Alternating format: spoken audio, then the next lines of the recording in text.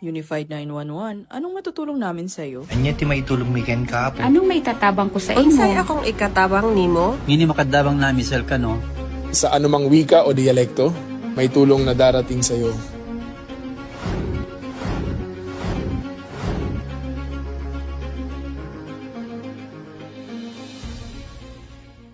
Lilingkod sa bawat Pilipino at magbibigay ng tamang impormasyon para sa tahimik at maayos na Pilipinas. Police News Network, alagad ng batas, tagapagtaguyod ng balitang pulis, sandigan ng mamamayan, patnubay ng katotohanan.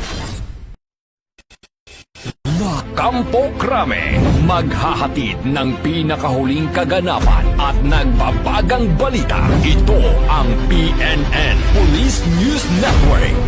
At ngayon, ang inyong mga tagapagbalita. Magandang araw, bagong Pilipinas. Ako ang inyong alagad ng batas, tagataguyod ng Balitang Pulis, Patrolman Edwin Baris. Maghahatid sa inyo ng tamang balita, kwento ng pulis at serbisyo para sa mamamayan. At ito ang PNP News Online. Ang pangunahing balita ng Police News Network, alagad ng batas, tagataguyod ng Balitang Pulis.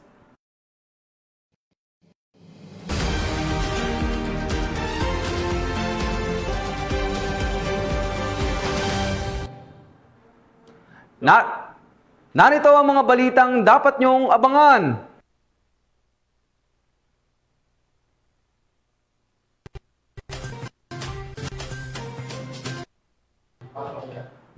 Mahigit 1 milyong pisong halaga ng shabu at marijuana na kumpiska sa buy-bust operation sa Olongapo City.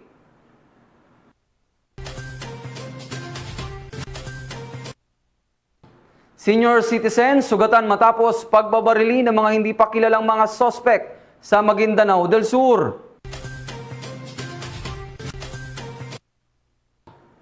Top 9 provincial most wanted person na may kasong rape, arestado ng otoridad sa bayan ng San Manuel, Isabela.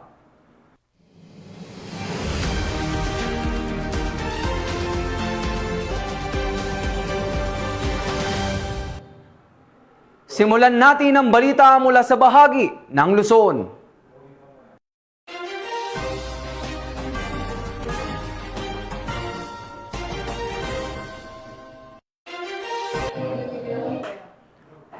Matapos ang 72 araw ng pagpapalakas, disiplina at sakripisyo, matagumpay na nagtapos ngayong araw ang 92 Days Weight Loss Challenge ng Police Community Affairs and Development Group.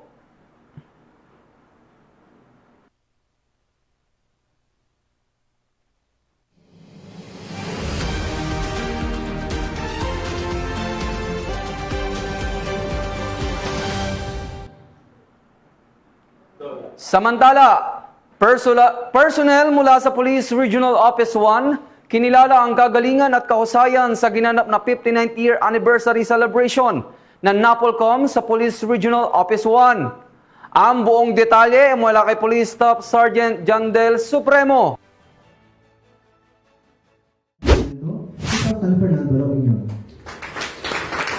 Pinarangalan ng National Police Commission ang ilang personnel ng Police Regional Office 1 sa kanilang natatanging serbisyo publiko at kausayan kasabay ng pagdiriwang ng ika-59 anibersaryo na may temang Upholding Civilian Authority, Strengthening Police Integrity. Ayon kay Police Brigadier General Dindo R. Reyes, ang mga parangal ay patunay na mataas na antas ng dedikasyon ng kanilang mga opisyal. Ang kanilang mga tagumpay ay nagbibigay ng malaking karangalan sa PRO1 at nagsisilbing inspirasyon upang lalo pang pagbutihin ang paglilingkod sa komunidad. Ilan sa mga kinilala ay mga top-notcher sa nationwide Top Examinist Police Officer Examination.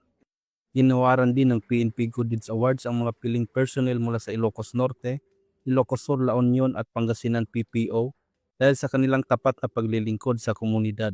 Bukod dito, kinilala rin ang Best Community and Service-Oriented Policing Implementers mula sa Ilocos Norte 2nd PMFC, Pangasinan 2nd PMFC at Bayambang Municipal Police Station. Nagkamit din ng special award sina Police Lieutenant Colonel Tristan Oliver Binara, Police Lieutenant Colonel Rogelio B. Mieres at Police Major Arnolfo E. Praga Jr. Samantala, ginawaran ng Certificate of Commendation si Police Brigadier General Reyes bilang pagkilala sa matagumpay na operasyon laban sa kriminalidad, partikular na sa laban sa ilegal na droga.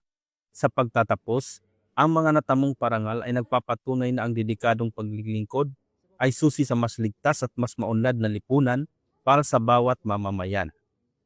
Mula dito sa Ilocos Region, ako ang inyong PNN correspondent, Police Staff Sergeant John Del Supremo, alagad ng batas, tagataguyod ng Balitang Pulis. Maraming salamat, Police Staff Sergeant Supremo. Sa paghahain ng warrant of arrest ng San Manuel PNP, arestado ang isang top 9 provincial most wanted person na may kasong rape sa bayan ng San Manuel, Isabela. Patrolwoman Jerilyn Colico, ibalita mo.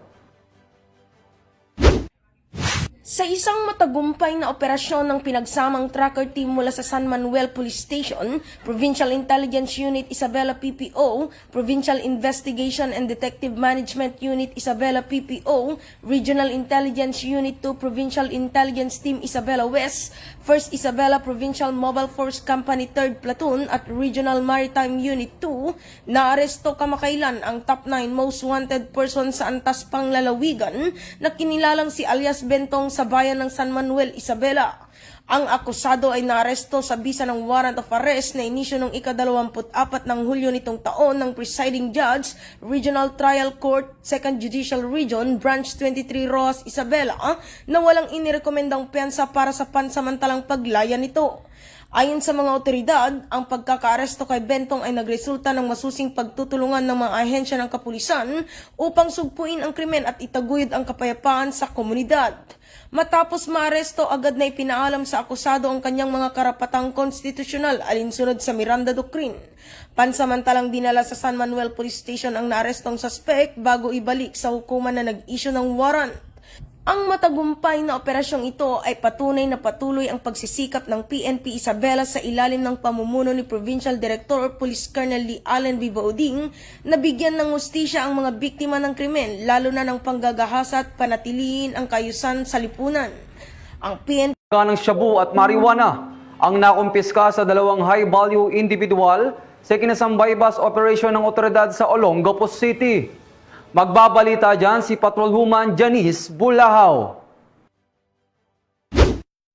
Dalawang high-value individuals ang naaresto sa ikinasang bypass operation na pinagsanib na pwersa ng mga otoridad sa kahabaan ng 7th Street, Barangay West, Tapinac, Olongapo City. Ang operasyon ay pinangunahan ng mga tauhan ng City Police Drug Enforcement Unit at Police Station 2 SDEU ng Olongapo City Police Office sa ilalim ng pamumuno ni Police Colonel Richie R. Claraval, City Director ng Olongapo CPO. Nasamsam sa operasyon ang isang heat-sealed plastic sachet ng hinihinalang shabu na tumitimbang ng 34.322 gramo na nagkakahalaga ng 233,389.60 pesos.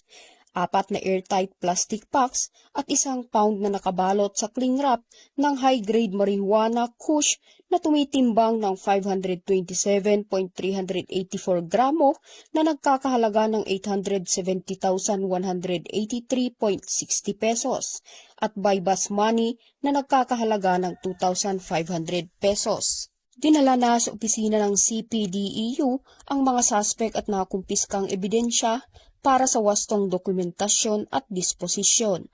Inihain na rin sa Olongapo City Prosecutor's Office ang kasong paglabag sa Section 5, 11 at 26B, Article 2 ng RA 9165 o Comprehensive Dangerous Drugs Act of 2002. Ang matagumpay na operasyon ay patunay sa patuloy na pagsisikap ng Olongapo City Police laban sa ilegal na droga para sa mas ligtas at mapayapang komunidad. Mula dito sa Central Luzon, ako ang inyong PNN Correspondent, Patrolwoman Janice Bulahaw.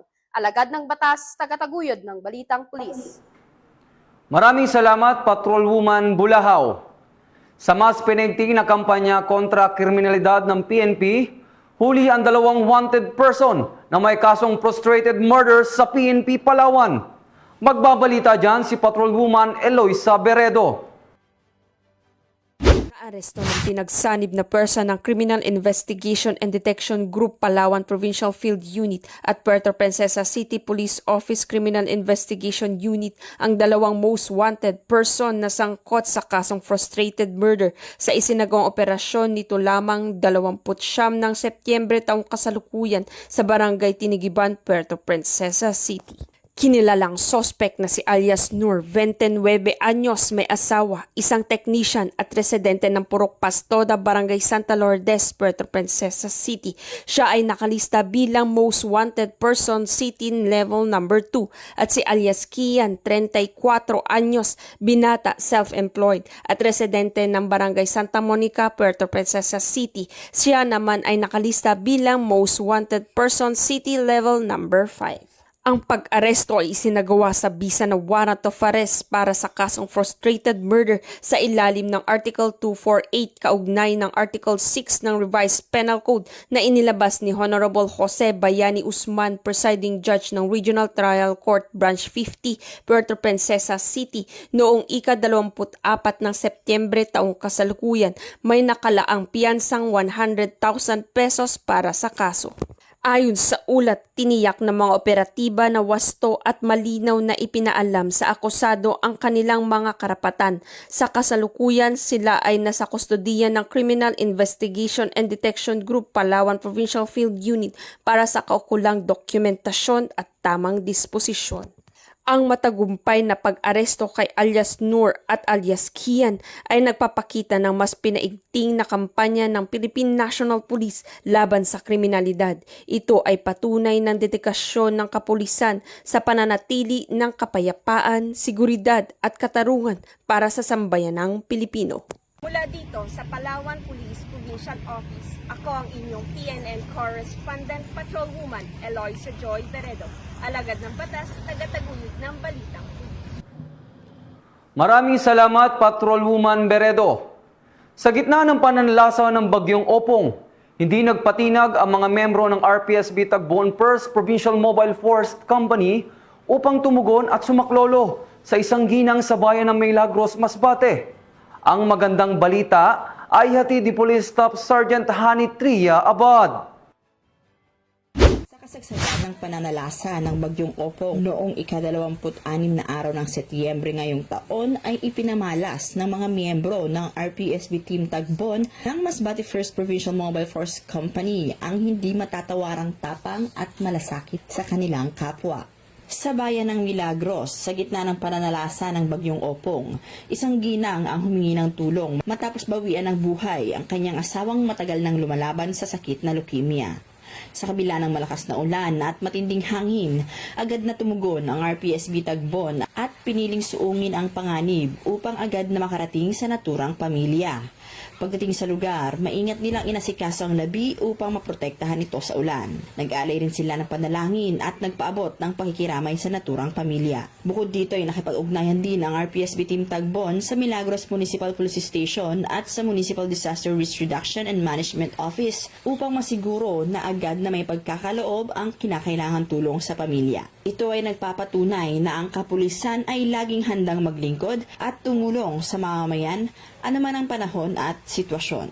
Mula dito sa Bicol Region, ako ang inyong PNN Correspondent, Staff Sergeant Irene Hani Tria Abad, alagad ng batas, tagataguyod ng balitang pulis. Maraming salamat, Police Staff Sergeant Abad. 2 lalaki arestado sa anti-illegal drug operation sa pinagsanib pwersa ng PIDEA at PNP sa Kalinga. Police Master Sergeant Lenny Valerio, ibalita mo. Isang bypass operation sa Barangay Ipil, Tabuk City, Kalinga nito lamang 25 ng Setyembre taong kasalukuyan na nagresulta sa pagkakumpiska ng iba't ibang illegal na droga na nagkakahalaga ng 124,600 pesos at pagkakaresto ng 2 katao. Nahuli ng Philippine Drug Enforcement Agency Cordillera Kalinga Provincial Office kasama ang lokal na PNP ang 2 lalaking suspek matapos na magbenta ng ladrilyo ng hinihinalang pinatuyong dahon dahon ng marijuana na may bigat na 1 kilograma na nagkakahalaga ng 120,000 pesos sa isang undercover na operatiba. Nasamsam din ng mga otoridad ang isang piraso ng pinahabang bagay na naglalaman ng hinihinalang tuyong tangkay ng marijuana na tumitimbang ng 10 gramo na nagkakahalaga ng 1,200 pesos at isang plastic sachet naglalaman ng humigit kumulang 0.5 gramo ng hinihinalang methamphetamine hydrochloride na may halagang 3,400 pesos. Kakasuhan ng mga paglabaga ng Section 5 and 11 Article 2 ng Republic Act 9165 o kilalang Comprehensive Dangerous Drugs Act of 2002 ang mga naresto na nasa edad 19 at 24 na parehong taga Tabuk City. Mula dito sa Riyon ng Cordillera, ako ang inyong PNN correspondent, Police Master Sergeant Lenny Valerio, alagad ng batas, tagataguyod ng Balitang Pulis. Maraming salamat, Police Master Sergeant Valerio. Simulan natin ang balita mula sa bahagi ng Visayas.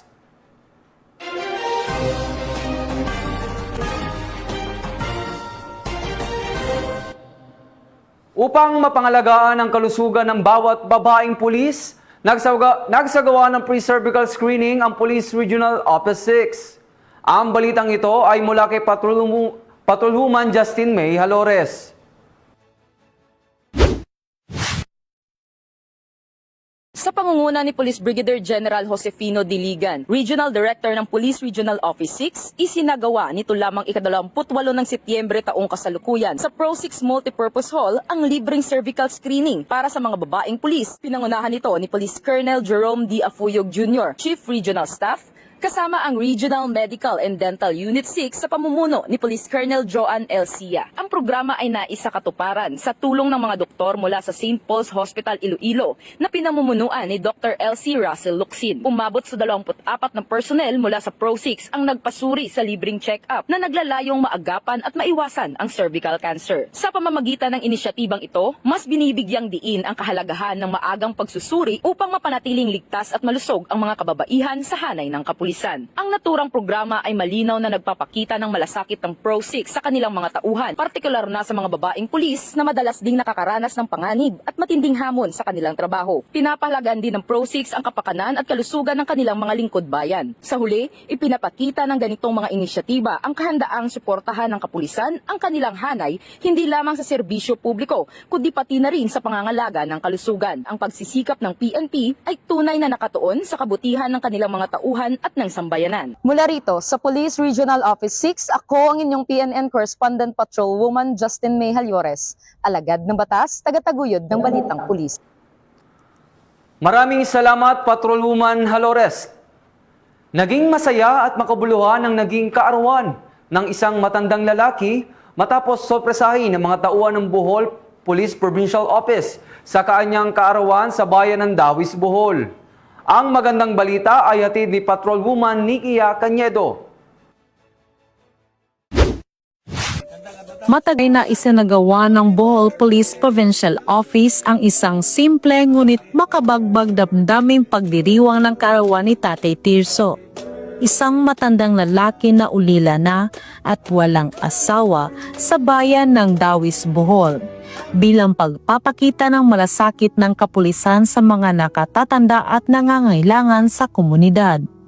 Pinangunahan ni Police Lieutenant Colonel Norman L. Nuez, Chief ng Police Community Affairs and Development Unit, kasama si Police Captain Dennis Naga Siragon, Chief of Police ng Dawes Municipal Police Station, ang nasabing aktibidad. Nakibahagi rin sa pagdiriwang ang ilan pang tauhan ng PNP Bohol na buong pusong naglaan ng oras upang makasama at mapasaya si Tatay Tirso sa kanyang espesyal na araw. Sa pamamagitan ng simpleng handog ng pagdiriwang, ipinaramdam na mga kapulisan ang tunay na diwa ng pagkakaisa at pag-aaruga, nalampas pa sa kanilang tungkulin bilang tagapagpatupad ng batas. Muna yung mga higala no, dalay ko ng Diyos at anong panahon di ako sa naglingkod-lingkod ko sa panimalay ni Tirso Silo-Silo. Ika 155 nga beneficiary sa libreng alaga ng balay niya. Ano kay kahimtang? At Kisa itong mga ganahan mo hatag o ganang tabang niya, bugas, pangkaon. Ano lang mo, diretso lang mo diri, pangitaan nyo diri sa Purukutso, Poblasyon Dawis, Bohol. Kanya, kanang sinina, mga sinina nga mga ginamitan ninyo, pwede ra kayo ihatag ni Tatay Tirso. So, no, himtang 78 anyos na manginasentahan para mabuhi, manikamot yung mabuhi yung tao. Si Tatay Tirso ay simbolo ng mga miyembro ng lipunan na madalas malimutan, mga matatanda na wala ng pamilya o katuwang sa buhay, subalit sa pagkakataong ito, hindi siya nag-iisa.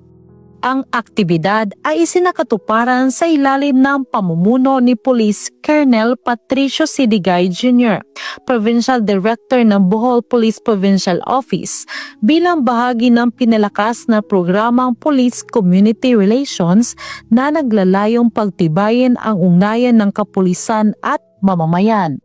Mula dito sa Bohol Police Provincial Office, ako yung Police News Network Correspondent, Patrolwoman Nikia Cañedo, alagad ng batas, tagataguyod ng Balitang Pulis. Maraming salamat, Patrolwoman Cañedo.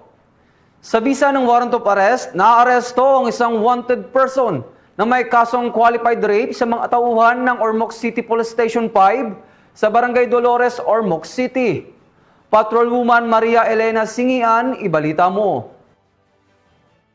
Arestado ng mga awtoridad ang isang high-value individual sa ikinasang bypass operation sa Barangay Tambulilid, Ormoc City. Bandang alas 11:37 ng gabi ng ikasang operasyon ng mga tauhan ng Ormoc City Drug Enforcement Unit kasama ang Ormoc City Intelligence Unit, Ormoc City Police Station 4, City Intelligence Team Ormoc at Regional Intelligence Unit 8 sa koordinasyon sa Philippine Drug Enforcement Agency 8. Narecover sa suspect ang 4 na pakete ng hinihinalang shabu na may tinatayang timbang na 26.86 gramo na nagkakahalaga ng 182,648 pesos, isang genuine 500 peso bill na ginamit bilang bypass money at mga drug paraphernalia. Mahaharap ang suspect sa kasong paglabag sa Section 5 at 11 ng RA 9165 o Comprehensive Dangerous Drugs Act of 2002. Patuloy na pinaiigting ng pambansang pulisya ang kampanya laban sa ilegal na droga at iba pang krimen upang matiyak ang kaligtasan ng mamamayan at maisulong ang isang ligtas at drug-free na lipunan.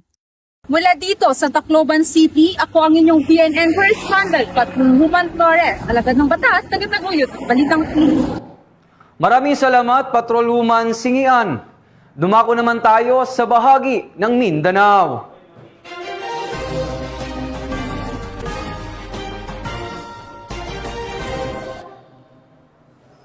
$136,000 halaga ng hininalang shabu ang nakumpiska sa ikinasang anti-illegal drug operation ng Lanao del Norte PNP. Magbabalita dyan si Patrolwoman Sara Bem Bato Malaki.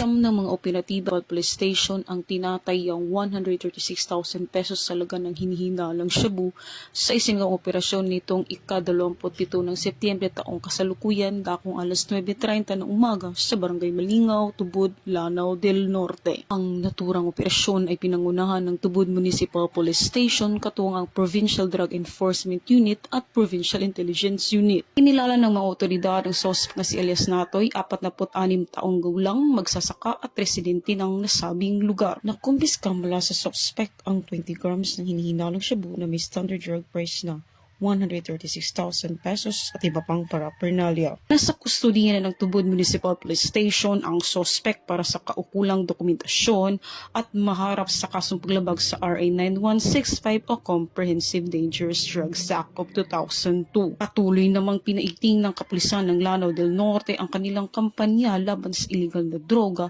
upang mapanatili ang kapayapaan at kaayusan sa komunidad. Mula dito sa Camp Capistrano, Busa, Cagayan de Oro City, ako ang inyong PNN Correspondent, Patrolwoman Sara Bem Bato Malaki, alagad ng batas, tagataguyod ng Balitang Pulis. Maraming salamat, Patrolwoman Bato Malaki. Kalibre 38 na baril, bala at 2 gramo ng hininalang shabu ang nakumpiska sa search warrant operation mula sa isang 38 anyos na lalaki sa sinagawang operasyon ng otoridad sa Davao del Norte. Patrolwoman Shaira Rose Aquino sa report. Malaki ang naresto ng mga otoridad sa isinagawang operasyon kaugnay sa iligal na droga sa Barangay Sawata, San Isidro, Davao del Norte nitong Setyembre 29. Kinilala ang sospek sa alias na Kirat, 32 anyos at residente ng Purok, Guadalupe sa nasabing barangay. Bandang alas 4:11 ng hapon ay magkasamang inihain ng mga tauhan ng San Isidro Municipal Police Station, 1st Davao del Norte Provincial Mobile Force Company, Provincial Drug Enforcement Unit at Criminal Investigation and Detection Group ang search warrant laban sa sospek. Sa naturang operasyon, nakumpiska mula sa sospek ang tinatayang kabuang 2 gramo ng hinihinalang shabu na may standard drug price na 13,600 pesos. Kasama rin sa mga narecover ang isang unit ng kalibre 38 na baril at 5 piraso ng bala. Kasalukuyang nasa kustodiya ng San Isidro Municipal Police Station ang sospek habang inihahanda ang mga kaukulang kaso na isasampa laban sa kanya para sa paglabag sa Republic Act No. 9165 o ang Comprehensive Dangerous Drugs Act of 2002 at paglabag sa batas kaugnay ng iligal na pag-iingat ng baril at bala. Sa pamamagitan ng maayos na koordinasyon, pagsunod sa legal na proseso at mahigpit na pagpapatupad ng batas, muling naipakita ang kahalagahan ng pagkakaisa sa pagtugon sa banta ng kriminalidad. Mula rito sa Police Regional Office 11, ako ang inyong PNN Correspondent, Patrolwoman Shaira Rose Aquino, alagad ng batas, tagataguyod ng Balitang Pulis. Maraming salamat, Patrolwoman Aquino. Sa bisa ng search warrant, arestado ang isang high-value individual sa pinagsanib pwersa ng PIDEA Cotabato at Kidapawan Police Station sa Kidapawan City. Ang balitang ito ay mula kay Patrolwoman Resalie Umalay. Ang isang high-value target na si alias Ambi, 64 na taong gulang, residente ng Barangay Manungol, Kidapawan City, sa ikinasang search warrant operation ng PIDEA Cotabato Province. Katuwang ang Kidapawan City Police Station, dakong 1:45 ng madaling araw, nito lamang Setyembre taong kasalukuyan. Nakumpiska sa sospek ang 10 sachet ng hinihinalang shabu na may timbang na 2 gramo at standard value na 13,600 pesos. Sasampahan ng kasong paglabag sa Republic Act 9165 o Comprehensive Dangerous Drugs Act of 2002. Ang operasyon ay bahagi ng pinaigting na kampanya ng Police Regional Office 12 laban sa iligal na droga sa buong rehiyon. Mula dito sa General Santos City, ako ang inyong PNN Correspondent, Patrolwoman Resalie Umalay, alagad ng batas, tagataguyod ng Balitang Pulis. Maraming salamat, Patrolwoman Umalay. Matapos ang 45 araw ng pagsasanay, 44 na commissioned officer nagtapos sa Investigation Officers Basic Course sa Police Regional Office 13. Ang buong detalye ay hatid ni Patrolwoman K. Francisco. Tagumpay na nagdapos ang 44 na kalahok na binubuo ng 43 Police Commission Officers at isang opisyal ng Philippine Coast Guard sa 45 araw ng Investigation Officers Basic Course na isinagawa sa Camp Colonel Rafael C. Rodriguez, Butuan City, nito lamang Setyembre taong kasalukuyan. Pinangunahan ng Police Regional Office 13 ang closing ceremony na diniluhan ni Police Brigadier General Marshal Mariano P. Maestrado IV, Regional Director ng Police Regional Office 13, na kinatawan ni Police Colonel Restituto P. Lacanio Jr., Deputy Regional Directors for Operations. Dumali rin sa nasabing okasyon sina Police Colonel Ruben B. de los Santos, Hepe ng Regional Investigation and Detective Management Division 13, at Police Colonel Reynante N. Sebaiton, Hepe ng Regional Special Training Unit 13. Ibinahagi ni Police Lieutenant Colonel Michael B. Losada ang class impression at siya rin ang ginawaran ng Leadership Award bilang class president. Samantala, ginawaran ng medalya ng kasanayan si Police Lieutenant Crystal L. Goring matapos makakuha ng pinakamataas na marka na 91.26%. Nakamit naman ni na Police Captain Almira S. Rosalia at Police Lieutenant Mark Anthony G. Cobreros ang medalya ng papuri bilang ikalawa at ikatlong may pinakamataas na marka na 89.85% at 89.61%. Bukod dito, pinarangalan din ang Team 1 na binubuo ni na Police Lieutenant Colonel Gregorio M. Changatag, Police Captain Rosalia at Police Lieutenant Demetrio P. Galanida Jr. matapos hiranging best team mula sa 12 koponan na lumuhok sa kanilang field immersion at panel defense. Mula rito sa rehiyon ng Caraga, ako yung PNN Correspondent, Patrolwoman K. Francisco, alagad na batas, tagataguyod ng Balitang Pulis. Maraming salamat, Patrolwoman Francisco. Sugatan ng isang senior citizen matapos pagbabarilin na nakamotorsiklong mga suspect habang naupo sa labas ng kanyang tindahan sa Maguindanao del Sur. Patrolwoman Maricris Algabre, ibalita mo. Maswerte na kaligtas ang isang senior citizen matapos na pagbabarilin ng riding in tandem ng tinambayan nitong tindahan sa National Highway, Poblacion Buluan, Maguindanao del Sur nito lamang ika-29 ng Setyembre taong kasalukuyan. Kinilala ng pulisya ang biktima na si Mama Langka Sulaiman Idsa, 69 anyos na residente ng nasabing bayan. Batay sa ulat ng pulisya, nakaupo lamang umano ang biktima sa labas ng kanyang tindahan nang biglang dumating ang mga suspect na sakay ng isang motorsiklo at pinagbabaril ang naturang biktima. Mabilis namang nakatakas ang mga suspect matapos ang pamamaril. Nagtamo ang biktima ng tama ng bala sa kanyang braso at agad siyang sinugod sa ospital sa paunang lunas. Gayunpaman, patuloy ang isinasagawang hot pursuit operation ng mga otoridad kasabay ng malalimang investigasyon upang matukoy at mapanagot ang mga salarin sa likod ng insidente. Mula rito sa rehiyon ng Bangsamoro, ako ang inyong Police News Network Correspondent, Patrolwoman Maricris Algabre, alagad ng batas, taga-taguyod ng balitang pulis.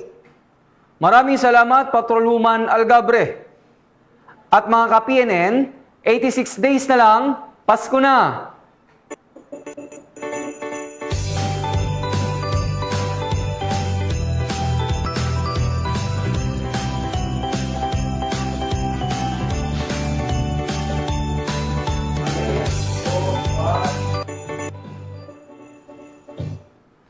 Sa ngalan ng pamunuan ng Philippine National Police, sa panguna ni Acting Chief PNP Police Lieutenant General Jose Melencio Nartates Jr. at sa pamumuno ni President Ferdinand Bongbong Marcos Jr., kami ay maglilingkod sa bawat Pilipino at magbibigay ng tama at balanseng balita. Mula rito sa tanggapan ng tagapag-ugnay ng Pambansang Pulisya ng Pilipinas, kami ang inyong alagad ng batas, taga-taguyod ng Balitang Pulis. Ako ang inyong tagapag-ugnay, ako po si Patrolman Edwin Baris. Maghahatid ng tamang balita, kwento ng pulis at serbisyo para sa mamamayan at ito ang PNP News Online. Ang pangunahing balita ng Police News Network.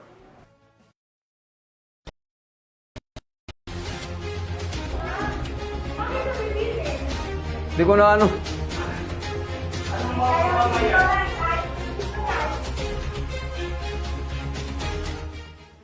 Police News Network, alagad ng batas, tagapagtaguyod ng balitang pulis.